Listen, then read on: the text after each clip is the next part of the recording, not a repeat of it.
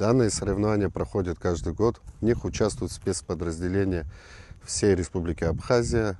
Это состязательные соревнования, которые, помимо того, что добавляют навыки при соревнованиях, плюс еще бойцы между собой обретают и знакомства, и навыки совместных учений при боевых действиях.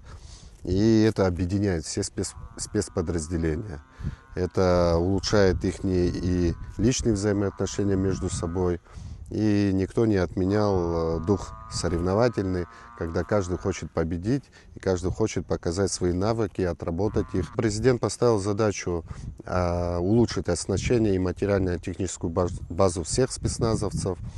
Мы регулярно работаем совместно и с СОБРом МВД Республики Абхазия, и с Государственной службой охраны, со спецназом 7-м отделом работаем. Тут такие подразделения добавляются, как таможенное подразделение, тоже принимало участие сегодня в соревнованиях, и подразделение спецназа Минобороны. Президент поставил задачу на 2026 год улучшить полностью оснащение и улучшить качество бойцов, то есть привлекать инструкторов с Российской Федерации. При этом задача была поставлена увеличить зарплату бойцам. Это будет стимулировать молодых бойцов идти в спецподразделения. Это улучшит и боевой потенциал всех ведомств, которые есть, потому что спецназ — это элита, а когда элита на высшем уровне находится подготовки, это всегда улучшает престиж страны.